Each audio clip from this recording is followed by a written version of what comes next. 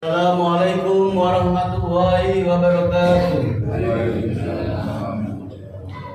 Allahu Akbar, Allahu Akbar, Allahu Akbar, Allahu Akbar.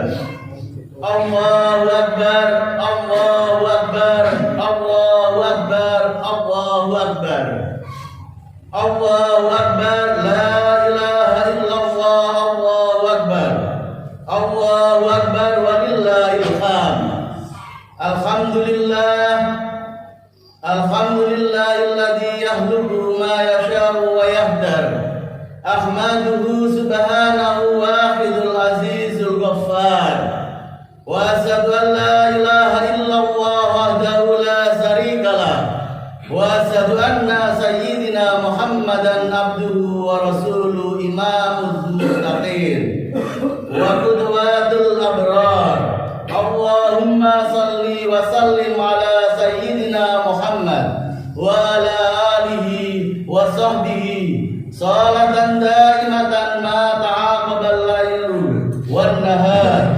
Amma ba'du, fa ya ikhwatal islami usikum wa nafsi bitaqwallahil azim, bitaqwallahil azza wa jalla qaili fi muhkami kitabah, inna a'tainakal kautsar fasalli li rabbika wanhar, inna sani'aka huwal abtar.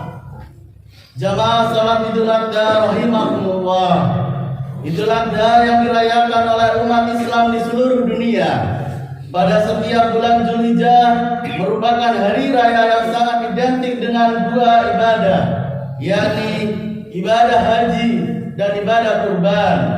Dalam tuntunan agama Islam, kedua ibadah ini memang hanya bisa dilakukan pada bulan Zulhijjah. Hari raya Idul Adha, haji dan kurban juga tak bisa dipisahkan dari kisah dan perjalanan hidup Nabi Ibrahim alaihissalam beserta keluarga, karena banyak peristiwa yang mewarnai kehidupan yang diabadikan dalam ibadah haji dan kurban. Pada kesempatan khutbah kali ini, mari kita menambah kilas dan menelusuri kembali kisah perjalanan dan perjuangan hidup yang dialami oleh kakek moyang Nabi Muhammad SAW yang berkaitan erat dengan ibadah haji dan kurban. Dengan mengenal kembali perjuangan Nabi Ibrahim, diharapkan kita mampu mengambil hikmah dan nilai-nilai spiritual sebagai modal dalam menjalani kehidupan ini. Dengan memahami sejarah ini, mudah-mudahan kita juga bisa termotivasi untuk bisa melaksanakan ibadah haji dan kurban yang semua umat Islam pasti mengidam-idamkannya. Kaum muslimin dan muslimat jamaah salat Idul Adha rahimakumullah. Kita awali kisah perjalanan dan perjuangan keluarga Nabi Ibrahim dan istrinya yang bernama Siti Hajar. Dari saat Allah menganugerahkan mereka seorang putra yang sudah diidam-idamkan sejak lama. Kelahiran putra yang diberi nama Ismail ini diiringi dengan perintah dan cobaan dari Allah Subhanahu wa taala untuk menempatkan Siti Hajar dan Ismail di daerah lembah yang tandus dan gersang. Kisah ini diabadikan dalam Al-Quran surat Ibrahim ayat 37. A'udzu billahi minasyaitonir rajim. Bismillahirrahmanirrahim. Rabbana inni askantu min dzurriyyati biwadin ghairi dzar'i inda baitikal muharram. Rabbana liyuqimus sholata faj'al af'idatan minan nas tahwi ilaihim warzuqhum minas samarati la'allahum yashkurun. Yang artinya, ya Tuhan kami, sesungguhnya aku telah menempatkan sebagian keturunanku di lembah yang tidak ada tanamannya dan berada di sisi rumahmu, Baitullah yang dirahmati. Ya Tuhan kami, demikian itu kami lakukan agar mereka melaksanakan sholat. Maka jadikanlah hati sebagian manusia cenderung kepada mereka dan anugerahilah mereka rizki dan buah-buahan. Mudah-mudahan mereka bersyukur. Saat tinggal di lembah itu, suatu hari Siti Hajar kehabisan air minum hingga tidak bisa menyusui Ismail. Ia pun mencari air ke sana kemari sambil berlari-lari kecil antara bukit Safa dan Marwah sebanyak 7 kali. Peristiwa inilah yang kemudian diabadikan menjadi salah satu rukun haji, yakni sa'i atau berlari-lari kecil antara kedua bukit tersebut. Umat Islam seluruh dunia bernama air Zam-Zam. Cobaan keluarga Nabi Ibrahim tidak berhenti sampai di situ. Nabi berjuluk Khalilullah, kekasih Allah ini, mendapatkan perintah dari Allah Subhanahu wa taala melalui mimpi untuk menyembelih putra kesayangannya Ismail. Perintah ini juga menjadi sebuah ujian keimanan dan ketakwaan Nabi Ibrahim kepada Allah Subhanahu wa taala. Karena sebelumnya ia pernah mengeluarkan janji bahwa jika Allah menghendaki Ismail untuk dikurbankan, maka ia akan melakukannya. Perintah itu pun akhirnya benar-benar datang kepadanya. Awalnya ketika bermimpi diperintahkan untuk menyembelih Ismail, Ibrahim merasa ragu. Ia pun melakukan perenungan dan berpikir-pikir, apakah ini benar-benar perintah Allah. Peristiwa ini kemudian diabadikan dengan nama Tarwiyah, yakni hari perenungan, di mana kita disunnahkan berpuasa pada tanggal 8 Zulhijjah. Setelah perenungan ini, kemudian hilanglah keraguan-keraguan itu karena Nabi Ibrahim kembali bermimpi hal yang sama untuk menyembelih Ismail dan tahu jika itu adalah benar-benar perintah Allah.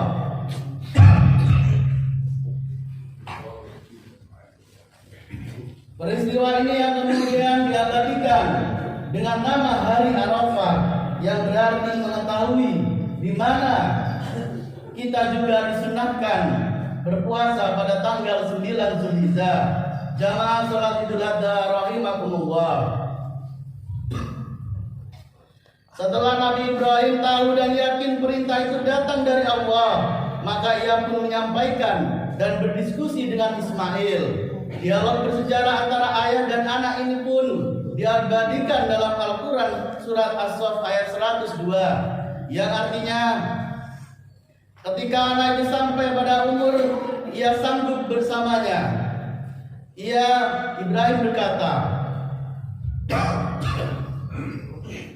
"Wahai anakku, sesungguhnya aku bermimpi bahwa aku menyembelihmu. Pikirkanlah apa pendapatmu." Ismail menjawab, "Wahai ayahku, lakukanlah apa yang diperintah Allah kepadamu. Insya Allah engkau akan mendapatiku termasuk orang-orang yang sabar." Akhirnya hari itu pun datang ketika Ibrahim dengan keimanan dan ketakwaannya serta Ismail dengan keyakinannya akan melaksanakan prosesi penyembelihan. Pada waktu itu setan juga terus membisikkan kepada Ibrahim, Ismail dan juga Siti Hajar untuk tidak usah menjalankan perintah Allah ini. Namun keyakinan mereka tidak goyah sedikit pun untuk mengusir setan yang mengganggu. Nabi Ibrahim pun melemparinya dengan batu, yang kemudian peristiwa ini diabadikan dalam ritual ibadah haji, yakni melempar jumrah. Ketika detik-detik Ibrahim akan menyembelih Ismail, tiba-tiba Allah Subhanahu wa taala berfirman dan memerintahkan Ibrahim berhenti tidak menyembelih Ismail. Firman ini termaktub dalam Al-Quran surat As-Saffat ayat 107 sampai 110, yang artinya, kami menebusnya dengan seekor hewan sembelihan yang besar. Kami mengabadikan untuknya pujian pada orang-orang yang datang kemudian. Salam sejahtera atas Ibrahim. Demikianlah kami memberi balasan kepada orang-orang yang berbuat kebaikan. kebaikan. Surat As-Saffat ayat 107 sampai 110. Atas peristiwa ini malaikat Jibril yang membawa hewan untuk disembelih sebagai pengganti. Ismail pun berseru, Allahu Akbar, Allahu Akbar, Allahu Akbar. Takbir ini disambut dengan Ibrahim, La ilaha illallah, Allahu Akbar. Yang kemudian disambung oleh Ismail, Allahu Akbar, walillahil hamd. Dari peristiwa inilah umat Islam kemudian disyariatkan menyembelih hewan kurban di hari raya Idul Adha pada 10 Zulhijjah. Peristiwa ini juga menegaskan bahwa seseorang dilarang keras mengalirkan darah manusia. Jamaah salat Idul Adha rahimakumullah. Dari peristiwa sejarah keluarga Nabi Ibrahim ini, kita bisa banyak mengambil hikmah dan keteladanan. Dimulai dari keteladanan perjuangan hidup sampai dengan keteguhan iman dan takwa, menjalankan segala perintah Allah dan menjauhi larangan-larangannya. Kisah-kisah Nabi Ibrahim yang termaktub dalam Al-Quran dan terwujud dalam bentuk ibadah seperti sa'i, melempar jumrah, puasa tarwiyah dan arafah, serta menyembelih hewan kurban ini harus semakin meningkatkan keyakinan dan keteguhan kita dalam beribadah. Karena memang tujuan dari diciptakan kita ke dunia ini adalah untuk beribadah kepada Allah Subhanahu wa taala. Allah berfirman, "Wa ma khalaqtul jinna wal insa illa liya'budun." Jamaah salat Idul Adha rahimakumullah. Dalam menjalankan ibadah haji dan kurban, kita membutuhkan keteguhan dan keyakinan. Karena harus rela mengeluarkan harta yang kita miliki. Jika tidak memiliki niat yang kokoh, maka haji dan kurban pun akan sulit. Untuk berhaji, kita harus berkorban menyiapkan puluhan juta rupiah guna membayar biaya perjalanan ke tanah suci. Ditambah juga kesabaran tinggi karena harus rela antri bertahun-tahun karena banyaknya umat Islam yang ingin menjalankan rukun Islam kelima ini. Untuk berkurban, kita juga harus menyediakan anggaran jutaan rupiah untuk membeli hewan kurban dan kemudian dibagi-bagikan kepada orang lain. Namun, ma'asyiral muslimin wal muslimat jamaah salat Idul Adha rahimakumullah, kita tidak perlu khawatir harta dunia yang kita keluarkan untuk berangkat ke tanah suci ini akan dibalas oleh Allah Subhanahu wa taala dengan kenikmatan kehidupan akhirat di surga yang abadi. Dalam hadis riwayat Bukhari, Rasulullah bersabda, "Al-hajju mabrur, laisa lahu jazaa'un illa al-jannah." Tidak ada balasan yang pantas diberikan bagi haji mabrur kecuali surga. Begitu juga dengan ibadah kurban.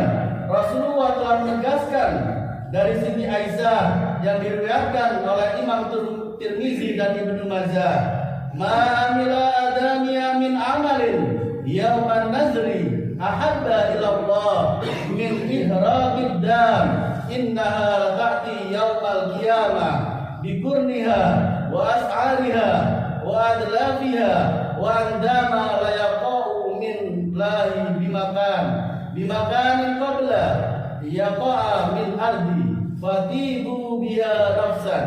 Yang artinya tidak ada suatu amalan yang dikerjakan oleh manusia pada hari Idul Adha yang lebih dicintai oleh Allah dari menyembelih hewan.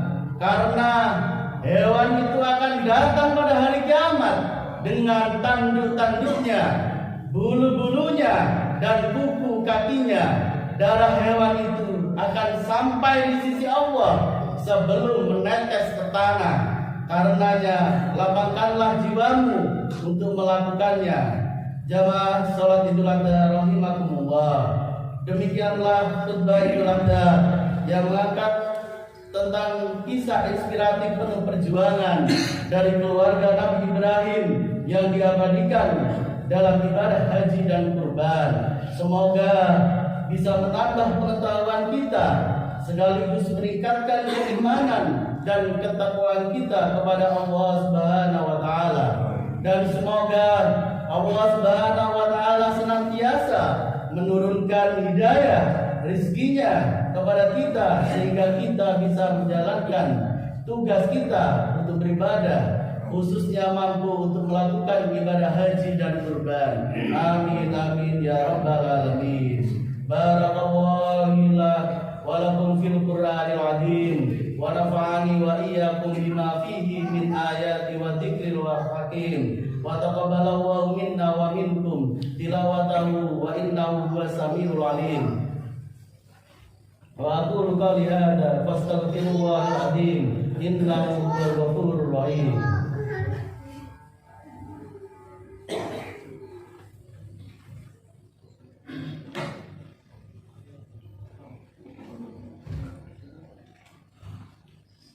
Allahu Akbar, Allahu Akbar, Allahu Akbar, Allahu Akbar, Allahu Akbar, Allahu Akbar, Allahu Akbar, walillahil hamd.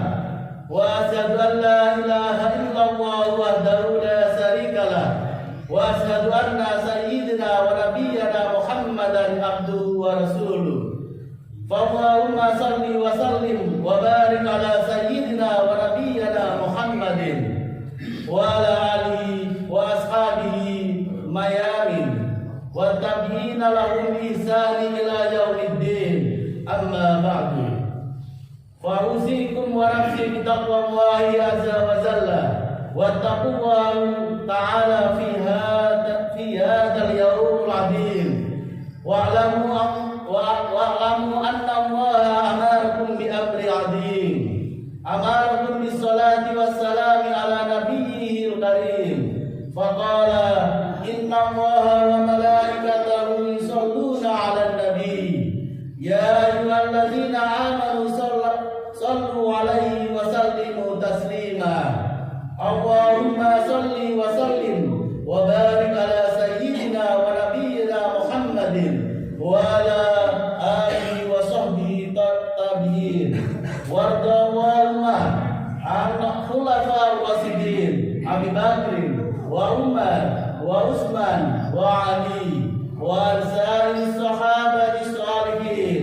Allahumma ighfir lil muslimina wal muslimat wal mu'minina wal mu'minat al ahya'i minhum wal amwat innaka sami'an qaribun mujibud da'wah. Allahumma ij'al indana hadha sa'adatan wa talahuma wa masaratan wa tanahuma wa rudduna fihi tumaninatan wal ulfa wa hana'at wa mahabba wa a'idhu alaina bil khairi wal rahmat wal yumni wal barakat. Allahumma ij'al mawaddata shimatana wa badal khairi lin nas da'bana. Allahumma adimi sa'adata ala watanina wansur bahjata fi buyutina warfa'na fi ahlina wa arhamina wa akrimna bikaramika fid dunya wal akhirah. Rabbana atina fid dunya hasanah wa fil akhirati hasanah wa qina adzaban nar wa adkhilna jannata ma'al abrar ya azizu ya ghaffar. Ibadallah, inna Allaha ya'muru bil 'adli wal ihsan wa ita'i dzil qurba wa yanha 'anil fahsya'i wal qurban wal munkara wal baghi ya'idukum la'allakum tadhakkarun. Fadhkurullahal 'azim yadhkurkum wa dzikrullahi akbar. Idu sa'idun wa kullun amin wa antum bi khair. Sekian dari saya, kurang lebihnya saya mohon maaf. Wal muwaffiqillah wa bithariq. Assalamualaikum warahmatullahi wabarakatuh. Waalaikumsalam. Alhamdulillah.